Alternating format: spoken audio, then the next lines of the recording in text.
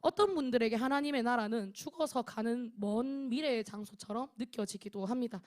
하지만 예수님은 하나님의 나라를 단지 미래의 이야기로만 말씀하지 않으셨습니다. 예수님은 하나님의 나라가 지금 여기 우리 삶의 한가운데로 임하는 하나님의 통치이며 우리 마음을 붙드시고 우리의 선택을 새롭게 만드는 현실이라고 선포하셨습니다. 오늘 우리가 붙드는 요한복음 3장 말씀은 그 하나님의 나라에 들어가는 길과 또 그 나라를 보는 눈이 어떻게 열리는지를 가장 깊이 있게 보여주고 있습니다. 하나님 나라의 문턱 앞에서 예수님은 어떤 종교적 지식이나 열심보다 먼저 거듭남을 말씀하고 계십니다. 그리고 그 거듭남이 결국 십자가를 바라보는 믿음으로 이어지게 하십니다. 오늘 이 말씀은 단지 니고데모라는 한 사람의 대화를 기록한 것이 아니라 지금 예배드리는 우리 모두를 향한 주님의 초대이기도 합니다. 말씀 속에 보시면 한 사람이 밤에 예수님을 찾아옵니다. 그는 니고데모라고 하는 바리새인이었고 또 유대인의 지도자였으며 율법을 가르치는 선생이었습니다. 사람들의 존경을 받는 자리였고 또 종교적으로도 도덕적으로도 흠잡을 데 없어 보이는 사람이었습니다. 그런데도 이런 사람이 예수님을 낮이 아닌 밤에 찾아오게 됩니다. 그 밤은 단지 시간적으로 밤이었다는 것이 아니라 그의 내면을 드러내는 상징처럼 보이기도 합니다. 겉으로는 다 갖춘 사람처럼 보이지만 마음속에는 해결되지 않는 질문들이 있었던 것입니다. 하나님의 나라가 도대체 무엇인가? 나는 정말 이 하나님의 나라에 들어갈 수 있는가? 사랑하는 여러분, 니고데모의 이 질문은 낯선 질문이 아닙니다. 오늘을 살아가는 우리도 겉으로는 잘 살아가는 것처럼 보입니다.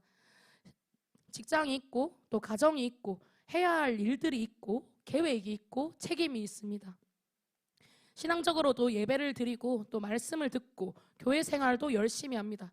그런데도 어느 순간에 문득 내 마음에 이런 질문이 떠오릅니다.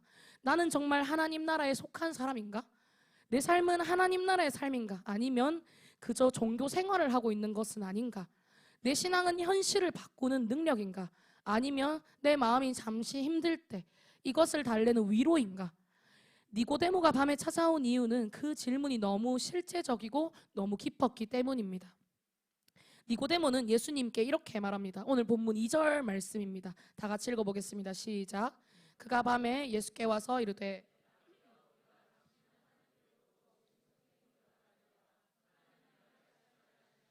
당신이 행하시는 이 표적을 아무도 할 수 없음이니이다. 아멘.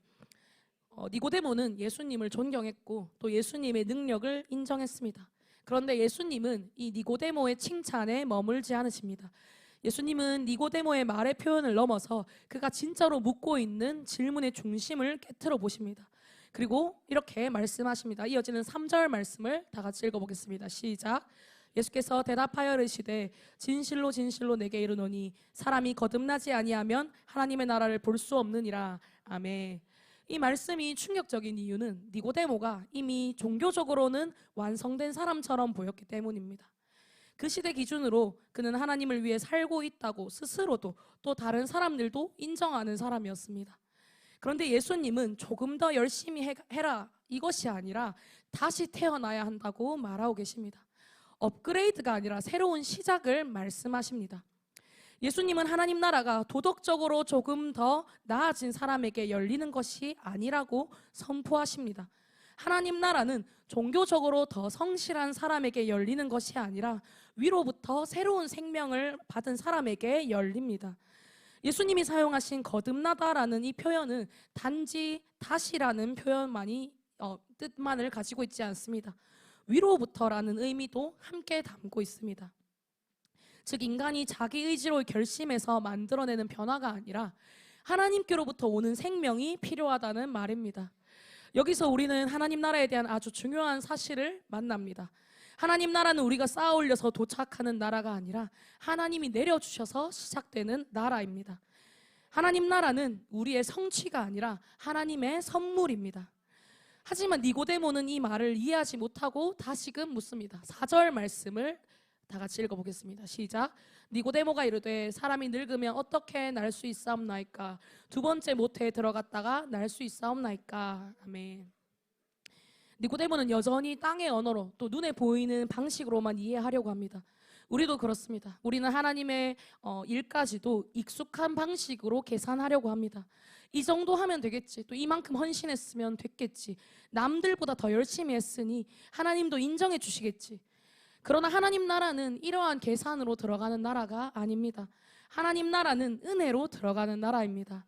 예수님은 니고데모에게 더 분명히 말씀하십니다. 5절 말씀을 다 같이 읽어보겠습니다. 시작. 예수께서 대답하시되 진실로 진실로 내게 이르노니 사람이 물과 성령으로 나지 아니하면 하나님의 나라에 들어갈 수 없느니라. 아멘. 물은 씻음과 정결, 회개의 자리를 떠올리게 합니다. 그리고 성령은 하나님의 생명, 또 하나님의 능력, 하나님과의 새 관계를 의미합니다. 하나님 나라에 들어가는 길은 단지 삶을 조금 정돈하는 수준이 아니라 죄 씻음을 받고 하나님의 생명을 받아 완전히 새로운 존재가 되는 길입니다. 이 대목에서 우리는 피하고 싶은 질문 앞에 서게 됩니다. 나는 교회를 오래 다녔는가? 이것이 아니라 나는 정말로 거듭났는가? 또 나는 성경을 얼마나 아는가? 이것이 아니라 나는 성령으로 새 생명을 입었는가? 사역을 얼마나 했는가? 이것이 아니라 나는 하나님의 나라를 본 적이 있는가? 예수님은 거듭나지 아니하면 하나님 나라를 볼 수 없다라고 말씀하십니다. 보는 눈이 열리지 않으면 하나님 나라가 내 앞에 있어도 보이지 않습니다. 교회 안에서도 예배 안에서도 하나님의 나라를 또 하나님 나라의 실제를 모르고 지나갈 수 있습니다. 사랑하는 여러분, 본다는 것은 단지 지식으로 아는 것이 아닙니다. 체험하고 깨닫고 삶의 방향이 바뀌는 것입니다. 하나님 나라를 본 사람은 이전과 똑같이 살 수 없습니다. 가치관이 달라집니다. 우선순위가 달라집니다. 그리고 무엇을 붙잡고 무엇을 내려놓을지가 달라집니다. 하나님 나라의 빛이 들어오면 내 삶의 중심이 드러나기 때문입니다. 이전에는 내가 중심이었는데 하나님 나라를 본 이후에는 하나님이 중심이 되기 시작합니다. 이전에는 내가 원하는 것이 중심이었는데 이제는 주님이 기뻐하시는가가 기준이 되어집니다. 이것이 오늘 예수님이 말하는 보는 눈이 열리는 것입니다. 예수님은 니고데모에게 바람의 비유로 말씀하십니다. 본문 8절 말씀을 다 같이 읽어보겠습니다. 시작. 어디서 와서 어디로 가는지 알지 못하나니 성령으로 난 사람도 다 그러하니라. 아멘. 바람은 눈에 보이지 않지만 존재합니다. 결과가 드러납니다. 바람이 불면은 나뭇잎이 흔들리고 또 공기가 달라지고 흐름이 바뀝니다. 성령의 역사도 이와 동일합니다. 눈에 보이지 않지만 사람의 내면을 움직이고 방향을 바꾸고 열매를 맺게 하십니다. 하나님 나라는 눈에 보이는 제도나 조직에만 있는 것이 아닙니다. 하나님 나라는 성령으로 거듭난 사람들의 마음과 삶 속에 임하는 것입니다. 삶의 태도가 달라지고 말이 달라지고 관계의 방식이 달라지고 선택이 달라지는 것입니다.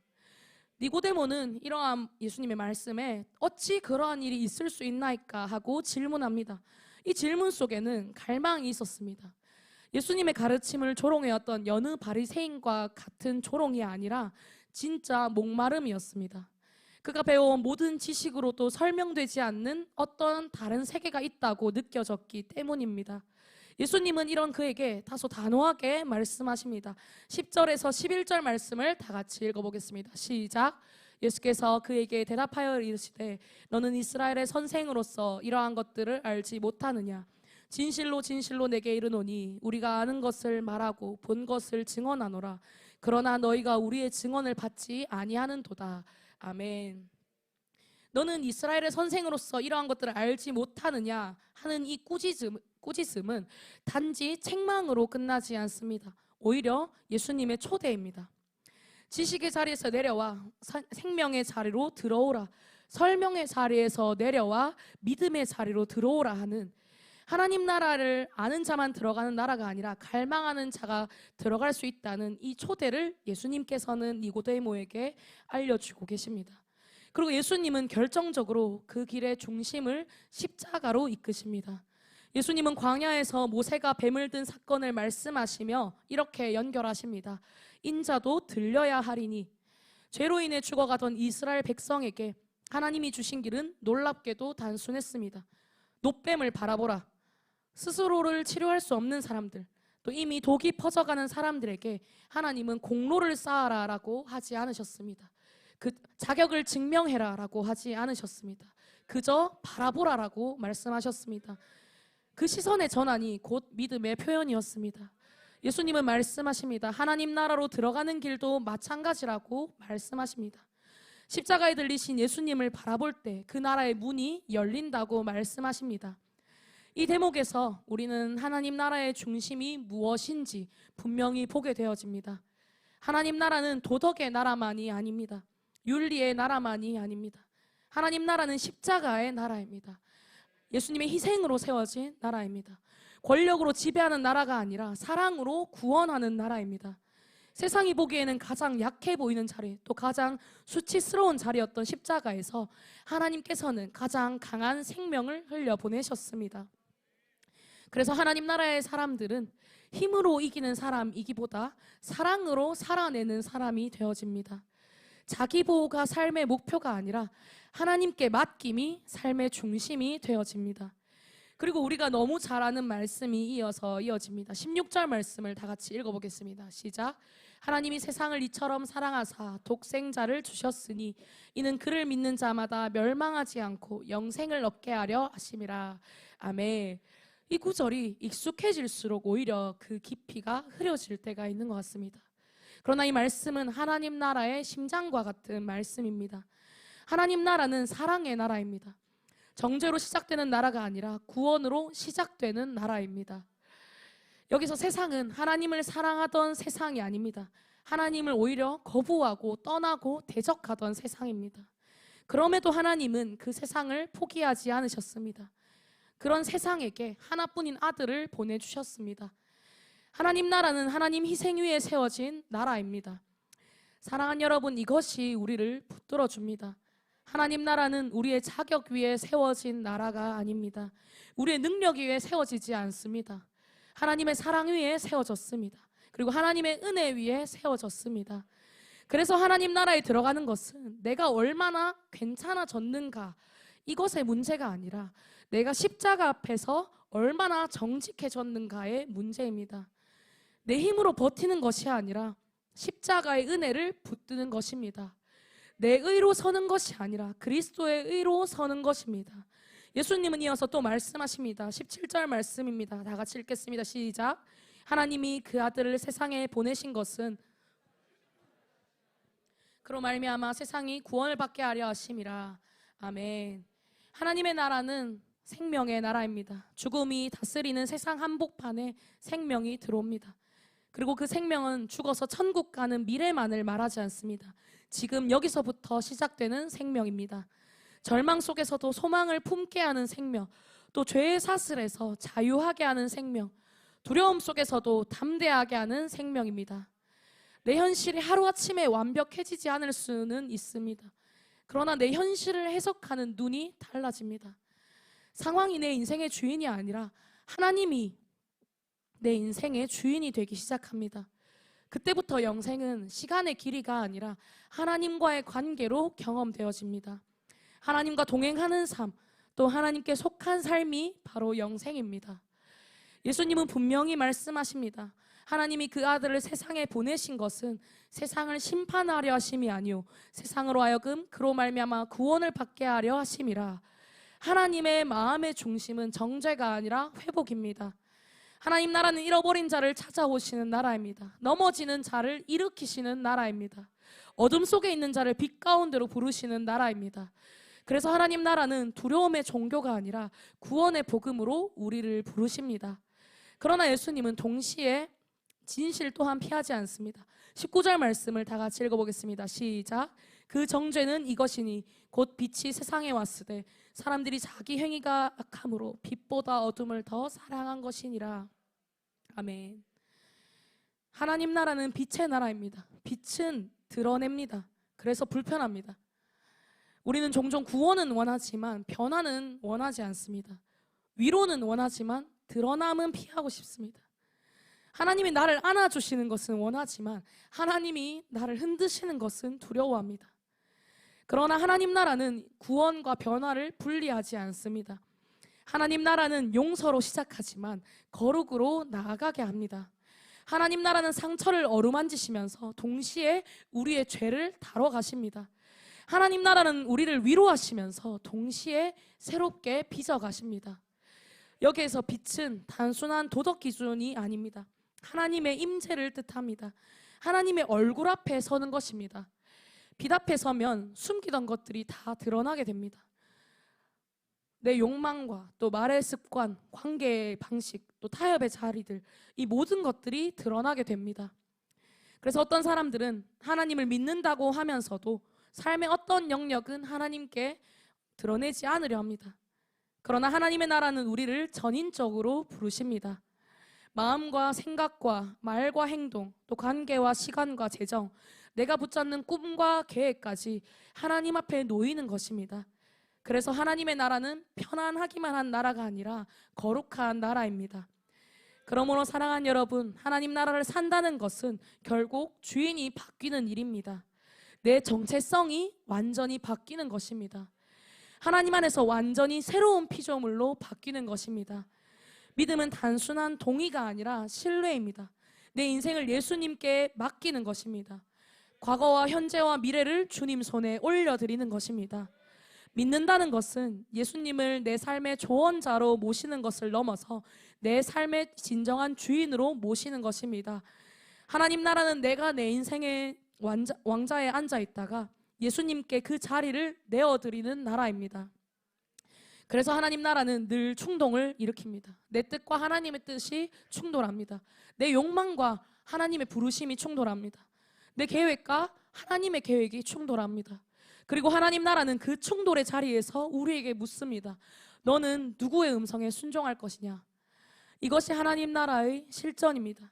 큰 사건이 있을 때만이 아니라 아주 작은 일상의 순간들 속에서 하나님의 나라가 자라거나 또는 밀려나기도 합니다. 말 한마디를 선택하는 순간, 분노를 다루는 순간, 유혹 앞에서 방향을 정하는 순간, 시간을 어디에 쓰는지 결정하는 순간, 돈을 어떻게 사용하는지 선택하는 순간, 내가 누구를 미워하고 누구를 용서할지 결정하는 순간, 심지어 내가 셀 가족 모임을 나갈지 말지 선택하는 순간, 내가 예배를 나갈지 말지 선택하는 순간, 그때마다 하나님 나라가 내 안에서 자라나기도 하고 하나님 나라가 내 안에서 밀려나기도 합니다. 우리는 종종 인생을 바꾸는 한 번의 결단을 꿈꿉니다.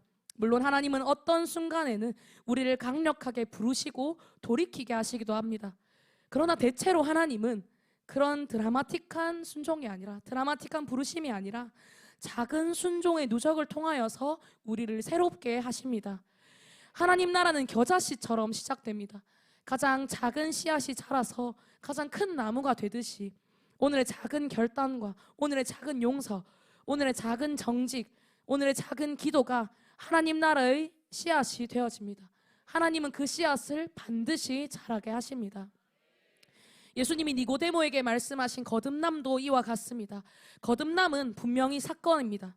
성령으로 새 생명을 얻는 시작점이 있습니다. 그러나 그 거듭남은 동시에 과정으로 이어집니다. 씨앗이 심겨지는 순간이 있지만 이 씨앗이 뿌리가 내려가고 줄기가 자라고 열매가 맺히는 과정이 있습니다. 하나님 나라는 내 안에서 이러한 과정 안에 자라가야 합니다. 성령은 우리를 포기하지 않으십니다. 우리가 흔들릴 때마다 중심을 잡아주시고, 넘어질 때 다시 일으키시고, 길을 잃을 때 다시 빛으로 인도하십니다. 이제 니고데모를 다시 생각해 봅시다. 이 니고데모는 밤에 왔습니다. 그는 어둠 속에서 빛을 찾았습니다. 사람들의 시선이 두려웠고 자기 자리의 무게가 컸고 익숙한 체계에서 벗어나는 것이 부담스러웠을 것입니다. 그래서 니고데모는 예수님을 밤에 찾아갔습니다.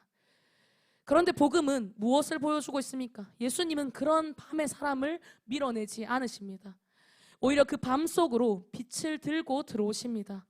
하나님 나라는 우리가 다 정리된 다음에야 임하는 나라가 아닙니다.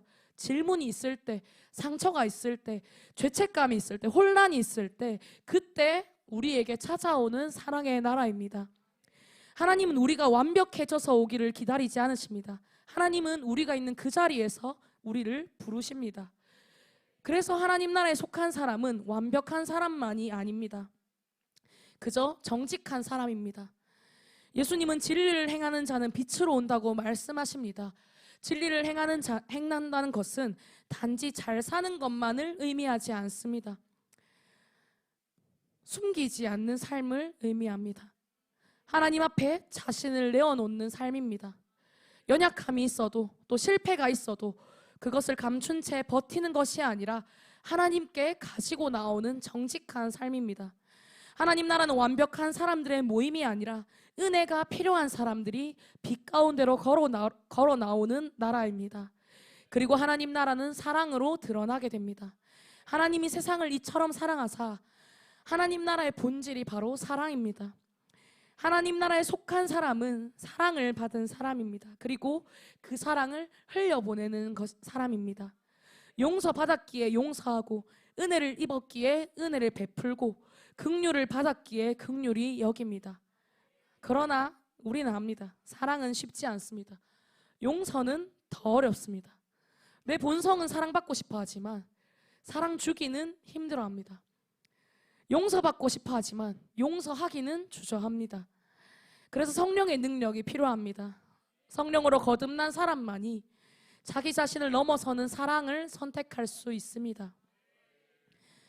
하나님 나라의 사랑은 감정의 변화만이 아니라 삶의 결단입니다. 예수님이 우리를 사랑하신 것처럼 우리도 그 사랑을 선택하며 살아가게 하십니다. 또한 하나님 나라는 소망의 삶을 낳습니다. 하나님 나라에 속한 사람은 이 땅의 상황이 전부가 아님을 알고 있습니다. 실패가 끝이 아니고 고난이 결론이 아니며 눈물이 마지막 언어가 아니라는 것을 알고 있습니다. 왜냐하면 하나님의 나라의 이야기는 영원으로 이어지기 때문입니다. 그렇다고 해서 고난이 가볍다는 말이 아닙니다. 오히려 고난은 무겁습니다. 상처는 깊고 현실은 버겁습니다. 그러나 하나님 나라는 그 현실 위에 또 하나의 더 크고 깊은 현실을 겹쳐 보여줍니다. 로마서 8장 18절 말씀입니다. 다 같이 읽어보겠습니다. 시작. 생각하건대 현재의 고난은 장차 우리에게 나타날 영광과 비교할 수 없도다. 시편 16편 2절 말씀도 함께 읽어보겠습니다. 시작. 내가 여호와께 아뢰되 주는 나의 주님이시오니 주밖에는 나의 복이 없다 하였나이다. 고린도후서 4장 16절에서 18절 말씀도 함께 읽어보겠습니다. 시작. 그러므로 우리가 낙심하지 아니하노니 우리의 겉사람은 낡아지나 우리의 속사람은 날로 새로워지도다. 우리가 잠시 받는 환난에 경한 것이 지극히 크고 영원한 영광에 중한 것을 우리에게 이루게 함이니 보이는 것이 아니요 보이지 않는 것이니 보이는 것은 잠깐이요 보이지 않는 것은 영원함이라. 아멘. 이 말씀의 소망이 오늘의 우리를 버티게 하고 다시 일어서게 하고 내일을 선택하게 합니다. 하나님 나라의 삶은 세상과는 다른 리듬을 가집니다. 세상은 빠르게 달리고 결과를 요구합니다. 때로는 성취가 곧 존재의 가치가 되기도 합니다. 그러나 하나님 나라는 기다림을 가르칩니다. 씨를 뿌리고 자라기를 기다리고 열매를 기다리는 나라입니다. 즉각적인 보상보다 신실한 순종을 귀하게 여깁니다. 그래서 하나님 나라의 길은 때로는 손해처럼 보이고 느려 보이고 어리석어 보일 수 있습니다. 하지만 하나님은 그 길을 통해서 하나님의 영광을 드러내십니다. 하나님 나라에서는 아무것도 헛되지 않습니다. 눈물로 뿌린 씨앗이 반드시 기쁨으로 거두어지게 하십니다. 사랑하는 여러분, 오늘 본문은 우리에게 결국 이 질문을 던집니다. 너는 어떤 나라의 시민으로 살고 있는가? 우리는 이 땅에 살지만 이 땅만을 위해 살지 않습니다. 우리는 하늘의 시민권을 가진 사람입니다. 이 정체성이 삶의 중심에 놓일 때 우리는 흔들리는 환경 속에서도 중심을 잃지 않을 수 있습니다.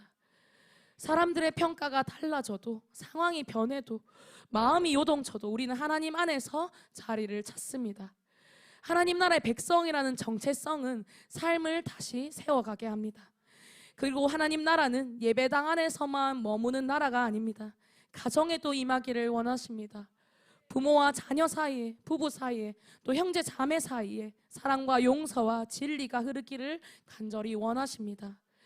하나님 나라는 우리의 일터에도 임하기를 원하십니다. 정직과 성실과 겸손을 통해서 하나님의 성품이 우리를 통하여서 드러나기를 원하십니다. 하나님 나라는 세상 속으로 흘러가는 나라입니다. 우리가 어디에 있든 하나님 나라의 가치가 우리의 말과 선택과 태도 속에서 드러나게 하십니다. 마태복음 6장 33절 말씀을 다 같이 읽어보겠습니다. 시작. 그런즉 너희는 먼저 그의 나라와 그의 의를 구하라. 그리하면 이 모든 것을 너에게 더하시리라. 아멘. 이 말씀은 하나님 나라가 인생의 여러 목표 중에 하나가 아니라 삶의 가장 중심이 되어야 한다는 뜻입니다. 우리는 종종 이것도 중요하고 저것도 중요하고 하나님도 중요합니다 이렇게 말하지만 예수님은 분명하게 하나님의 나라가 먼저라고 말씀하십니다. 하나님의 나라가 중심이 되어지면 나머지는 제자리를 찾아갑니다. 하나님 나라가 중심이 되면 염려가 줄어듭니다. 문제는 사라지지 않을 수 있어도 하나님 나라가 중심이 될 때 문제의 크기보다 크신 하나님이 보이기 시작합니다. 사실 하나님은 계속 문제보다 크게 우리 옆에 계셨는데 우리의 중심이 하나님의 나라가 되어지지 않았기 때문에 우리는 하나님을 볼 수 없었습니다. 하지만 하나님 나라가 중심이 되면 내 삶의 해석 또한 바뀌어지게 됩니다. 나의 삶은 하나님의 손안에 있다. 이 확신이 우리를 평안하게 합니다. 사랑하는 여러분, 니고데모의 이야기는 여기서 끝나지 않습니다. 그는 요한복음 19장에서 다시 등장합니다. 예수님이 십자가에 달리신 후 그는 공개적으로 예수님의 장례를 준비하는 사람으로 나타납니다. 십자가 사건 이후 정말 순식간에 한 절의 말씀에서 니고데모의 이름이 짧게 나타났다 다시 사라집니다. 하지만 이 본문을 통하여서, 이 구절을 통하여서 밤에 찾아오던 사람이 낮에 예수님을 드러내는 사람으로 변화됐다는 것을 분명하게 우리가 바라볼 수가 있습니다. 이 변화는 하나님 나라가 사람을 바꾼다는 것을 드러내고 있습니다. 두려움에 묶여있던 사람을 자유롭게 하고 침묵하던 사람을 증언하게 만들고 방관하던 사람을 헌신하게 만듭니다. 하나님 나라는 우리를 구경꾼으로 부르지 않으십니다. 오히려 우리를 동력자로 부르십니다. 하나님 나라의 일에 참여하는 증인으로 부르십니다. 그렇다면 오늘 우리의 자리에서 하나님 나라는 무엇을 요구하고 있습니까? 아주 거창한 것이 아닐 수 있습니다. 오늘 내가 숨기고 있던 것을 하나님 앞에 작게라도 내어놓는 것, 오늘 내가 피하던 빛 한가운데로 걸음을 한 걸음 내딛는 것, 오늘 내 중심이 나로 돌아가려 할 때 다시 예수님께로 시선을 돌리는 것, 오늘 누군가를 미워하는 마음이 올라올 때 성령께 도와달라고 구하며 용서를 선택하는 것, 오늘 정직을 포기하고 싶을 때 진리를 붙드는 것, 오늘 나의 시간과 마음을 주님께 다시 드리는 것, 이런 작은 선택들이 하나님 나라의 길입니다. 무엇보다 예수님이 우리에게 보여주신 길은 단순합니다. 광야에서 노뱀을 바라보듯 십자가를 바라보는 것입니다. 내 실패와 죄와 두려움과 상처를 들고 십자가를 바라보는 것입니다. 그곳에서 우리는 하나님 나라의 문이 열리는 것을 봅니다. 그것에서 우리는 정죄가 아니라 구원을, 포기가 아니라 사랑을, 끝이 아니라 새로운 시작을 만나게 됩니다. 그래서 하나님 나라는 강요가 아니라 사랑의 초대입니다. 하나님은 우리를 억지로 끌어오지 않으십니다. 오히려 사랑으로 부르십니다. 그래서 오늘 이 예배 자리에서 주님은 우리에게 묻습니다. 너는 나를 얼마나 원하느냐? 단지 위로가 필요할 때만 나를 찾느냐? 아니면 네 삶의 주인으로 나를 인정하느냐? 하나님 나라는 선택의 나라입니다. 그 선택은 늘 오늘, 지금, 이 순간에 이루어집니다. 말씀을 맺겠습니다. 컨퍼런스를 몇 번 다녀오신 분들이라면 아시겠지만 컨퍼런스 첫날 첫 주제는 항상 변화입니다. 변화. 어김없이 이번 컨퍼런스도 변화라는 주제로 말씀을 들었습니다. 제가 12년 차가 되면서 그동안 컨퍼런스도 정말 많이 다녀왔습니다. 그래서 매번 한 해의 시작은 자연스럽게 컨퍼런스라는 이게 딱 정립이 되어 있었습니다. 그래서 어느 순간 이 첫 시간의 첫 메시지가 어떤 메시지인지 알기 때문에 제 마음에 12년밖에 안 됐으면서 교만하게도 어차피 똑같은 메시지가 들려지겠지 하는, 기대하지 않는, 그냥 변화라는 메시지가 주어지겠구나 하는 마음들이 있었던 것 같습니다. 그런데 이번 컨퍼런스 첫 시간은 조금 더 특별하게 이 변화라는 메시지가 제 마음에 들어왔습니다. 사실 변화의 이 주제 말씀 속에서 니고데모의 이 요한복음 3장 말씀은 그 첫 강의의 주제 말씀 본문은 아니었습니다. 빠르게 지나가는 니고데모의 말씀과 또 하나님 앞에 나는 어떤 사람인지, 또 특별히 우리 공동체, 우리 셀은 어떤 존재인지에 대해서 하나님께서 깊고 강하게 묵상하는 시간을 주셨습니다. 특별히 우리 다니엘 공동체가 지나고 있는 이 청년의 시기가 얼마나 중요한 시기인지, 또 하나님의 사랑 앞에 얼마나 더 올바르게 걸어가야 하는지를 몸소 깨닫는 시간이었습니다. 그래서 이 메시지를 우리 공동체가 들으면 얼마나 좋을까 하는 생각들이 굉장히 많이 들었습니다. 목사님께서도 최근에 계속 더 얘기하시죠. 이 청년의 때가 얼마나 중요한지. 교육자들 회의 들어가도 계속 듣습니다. 지금 네가 맡은 그 부서는 그냥 청년 부서가 아니라 후에 담임 목사님 나와 함께 주사역을 이뤄갈 그런 공동체다. 이런 중요한 시간들 속에서 우리 공동체 한 사람 한 사람이, 중요한 건 다들 알지만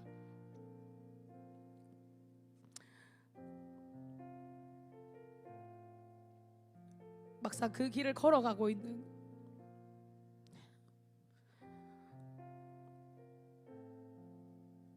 우리 공동체 한 사람 한 사람에게는 쉽지 않은 길을 걸어가고 있다는 생각이 들어서 이 메시지를 더 함께 들을 수 있으면 얼마나 좋을까 하는 생각이 가득 찼던 것 같습니다. 세상을 살아가는 우리의 삶에 당장의 눈앞의 것은 보이지 않을 수 있습니다.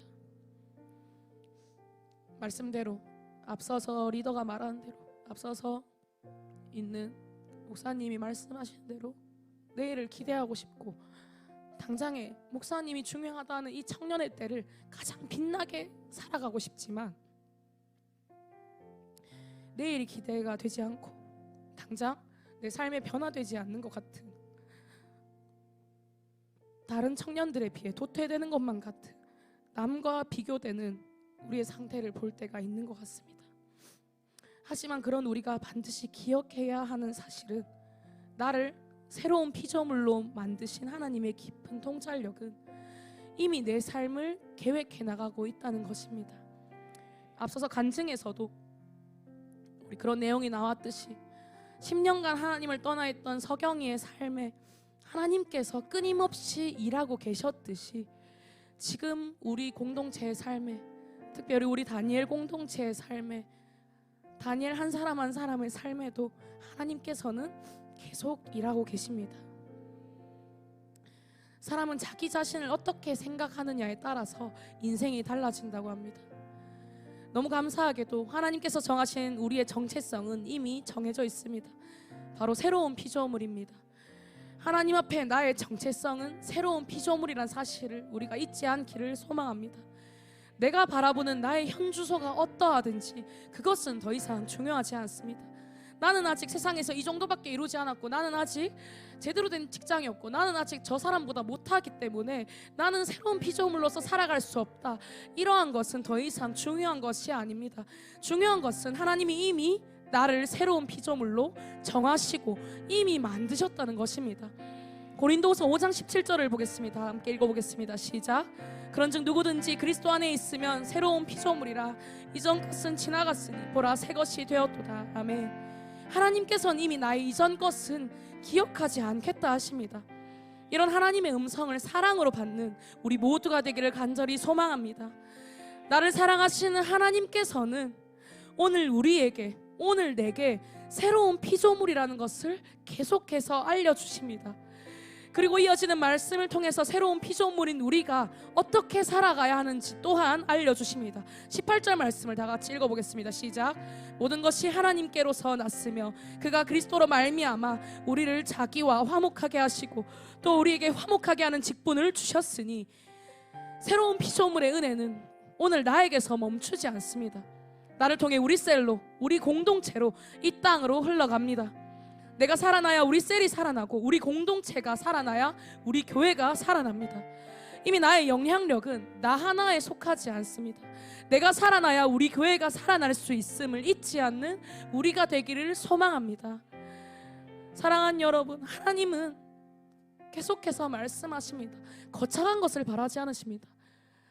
예배에 나오기 힘든 지금 내 마음 상태지만 예배에 나올 것을 결단하는 것, 셀가족 모임에 나가서 셀가족들 앞에 서는 것이 너무 힘들지만 그럼에도 불구하고 있을 자리를 지키는 것, 양육과 훈련에서 내 연약함이 드러나는 것이 너무 힘들지만 그럼에도 불구하고 배운 대로 그 자리를 지키는 것, 행복 모임 가운데 베스트가 오지 않더라도 매 시즌 행복 모임을 열면서 하나님께서 붙여주실 영혼을 기대하며 사모하며 나아가는 것, 하나님께서는 우리의 이 작은 걸음을, 작은 순종을 바라보고 계십니다. 사랑하는 여러분, 오늘 말씀 앞에서 우리 모두 다시 결단하기를 소망합니다. 예수님을 존경하는 사람으로 머무는 것이 아니라 예수님을 따르는 제자로 살기를 결단합시다. 하나님 나라를 바라보는 구경꾼이 아니라 하나님 나라를 살아내는 증인 되기를 결단합시다. 밤의 자리에서만 믿음을 지키는 사람이 아니라 빛의 자리로 걸어 나오는 사람이 되기를 결단합시다. 우리의 가정과 일터와 관계 속에서 하나님의 나라가 드러나도록 오늘부터 다시 시작합시다. 내 힘을 빼고 그저 성령을 따라가는 우리가 되기를 소망합니다. 주님께 우리 마음을 드려야 합니다. 우리 인생을 드려야 합니다. 우리의 시간과 계획과 꿈을 드려야 합니다. 그리고 고백하면 됩니다. 주님, 나의 나라는 이 땅의 나라가 아니라 하나님의 나라입니다. 내 삶의 주인은 내가 아니라 예수 그리스도이십니다. 이 고백이 말로만 끝나지 않기를 소망합니다. 우리 삶의 방향이 되기를 소망합니다. 선택의 기준이 되기를 바랍니다. 우리가 오늘 다시 붙잡는 소망의 뿌리가 되기를 바랍니다. 주님의 빛이 우리 모두의 길을 비추기를 소망합니다. 주님의 사랑이 여러분의 삶을 감싸시기를 소망합니다. 주님의 진리가 여러분의 마음을 지키시기를 기도하며 소망합니다.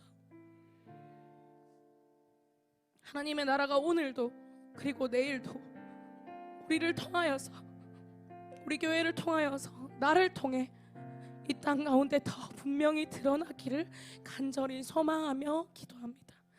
모든 영광 하나님께 올려드립니다.